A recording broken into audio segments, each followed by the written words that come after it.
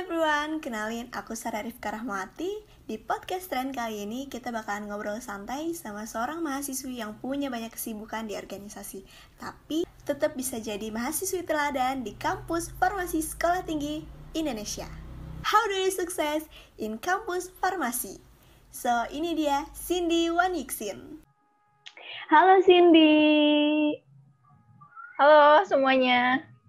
Apa kabarnya nih? Baik-baik, alhamdulillah. Yang di sana gimana? Alhamdulillah di sini juga baik-baik aja. Oke, jadi Cindy ini dulu pada tahun 2016 juara 1 Best Speaker Bahasa Inggris Kabupaten Bandung. Itu amazing banget. Gimana sih umur 16 tahun udah bisa juara Best Speaker debat bahasa Inggris? Perasaannya gimana? Ya secara keseluruhan pastinya senang lah ya. Karena kan nggak nyangka juga gitu bisa kayak gitu. Karena datang dengan bekal juga sebenarnya nggak besar-besar amat, latihan juga nggak sering-sering amat. Ya overall pokoknya senang lah. Dan 2019 Cindy juga masuk 4 besar kefarmasian sepriangan. Wow, amazing. Tahun 2020-nya lagi, Cindy jadi mahasiswa berprestasi di Sekolah Tinggi Farmasi Indonesia, bahkan menjadi ketua umum Semafi. Gimana, Cin? Selama 2 tahun berturut-turut itu dapat penghargaan kayak gitu, gimana perasaannya? Dan perjuangannya itu kayak gimana sih? Kalau perasaan sih ya sama. Secara keseluruhan ya pastinya senang. Karena kan berarti dipercaya sama banyak orang juga. Cuman di satu sisi juga takut karena kan dengan kita mendapatkan prestasi itu berarti kita punya tanggung jawab yang lebih besar lagi. Karena kita dipercaya jadi orang yang istilahnya terbaik gitu ya di STFI ini. Terus ya berarti kita harus lebih baik lagi dalam semua hal.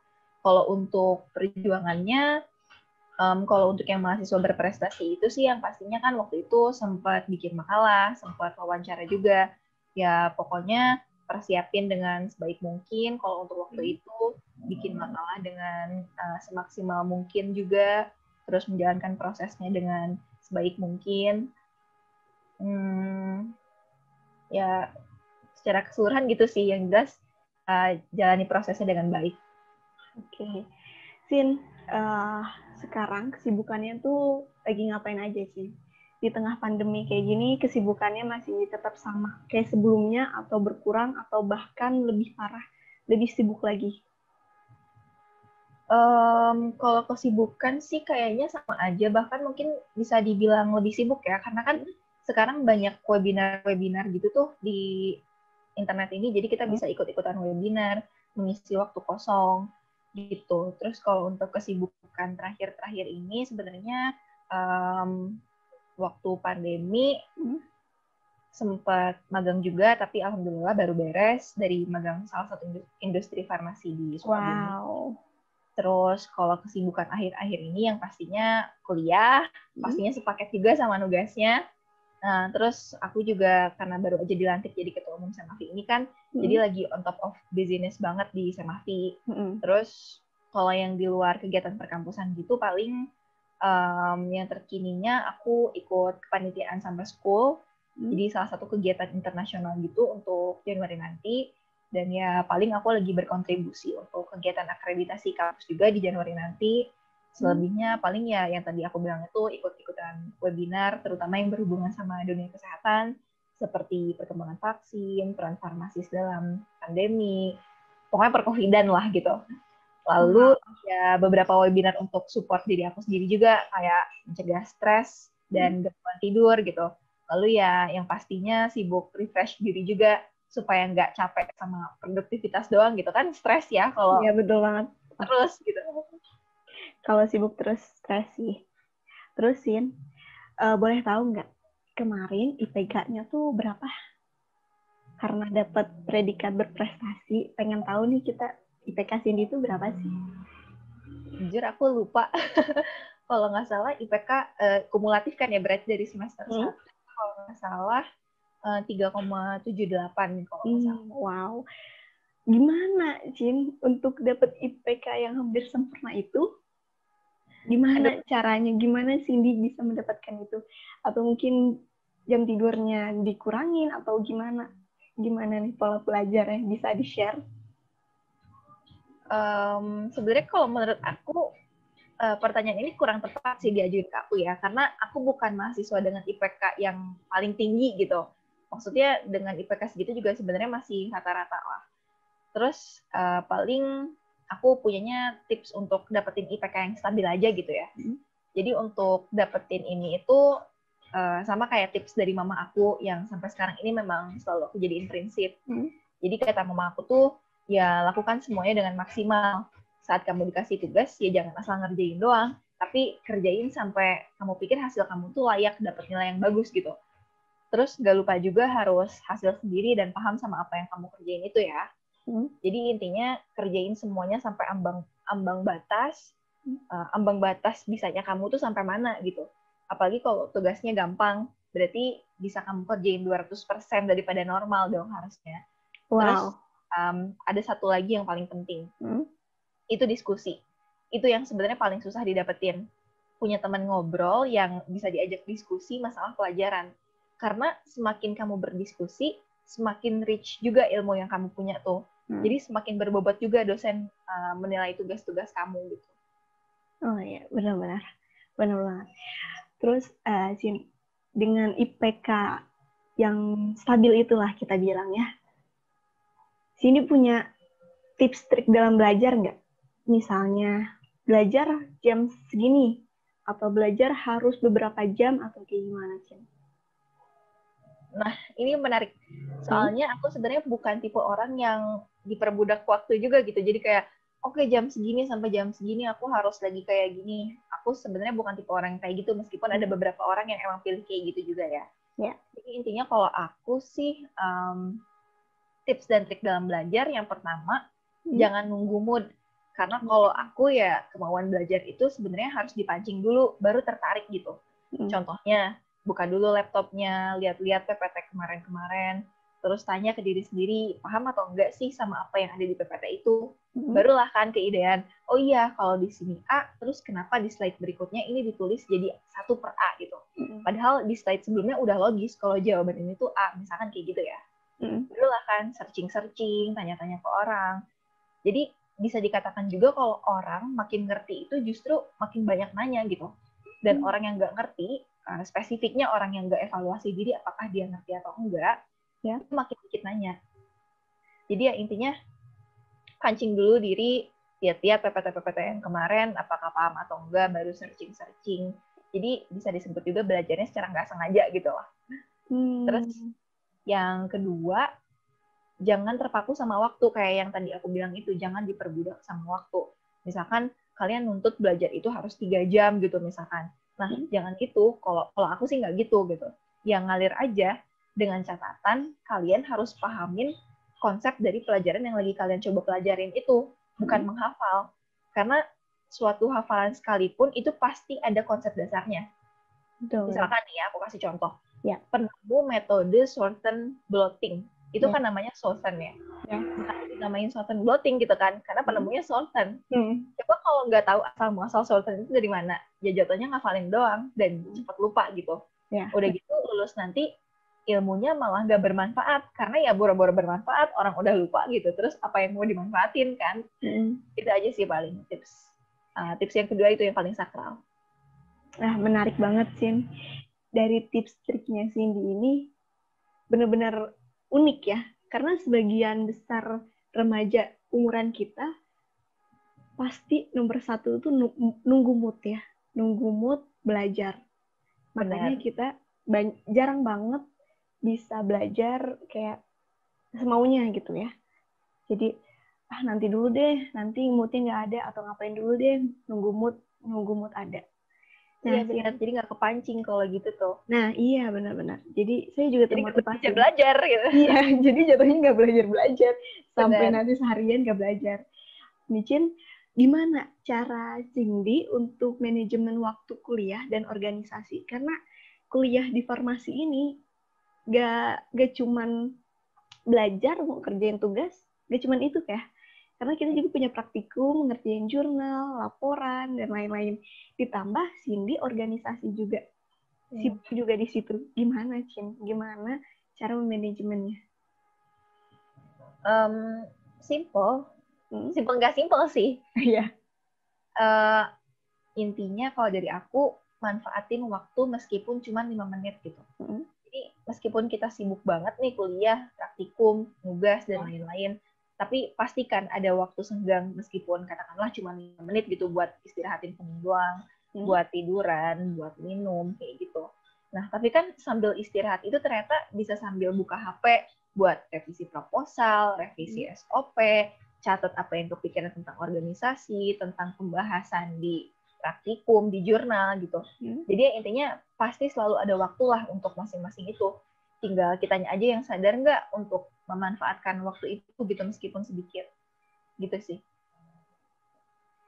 Menarik sih. Ini menarik banget, Cin. Dan gimana nih? Pengen tahu, Cindy kan sekarang di tengah-tengah kesibukan kuliah yang padat ini, semester 5 ya, Cin? Iya, betul. Di tengah-tengah kesibukan ini, Cindy dapat kesempatan jadi ketua umum SMAFI dan dipercaya oleh teman-teman mahasiswa yang lain jadi ketua umum SMAFI di kampus Sekolah Tinggi Farmasi Indonesia. Gimana, Cin? Gimana perasaan lu, gimana nih? Lu seneng atau sedih atau gimana, atau nano-nano? Semuanya. Nano-nano benar semuanya. Semuanya dirasain, campur aduk banget. Soalnya di satu sisi senang karena ya kayak yang tadi Sarah bilang, banyak orang yang percaya gitu kan. Ya. Tapi di sisi lain juga takut gitu. Karena memegang amanah dan tanggung jawab yang sebenarnya besar banget. Yang mana harus dipertanggungjawabkannya bukan di dunia doang, tapi di akhirat juga gitu. Karena kan aku udah ambil sumpah ya. Waktu itu disumpahnya demi Allah bahwa bla bla bla, demi Allah bahwa bla bla bla. Jadi ya tanggung jawabnya itu besar.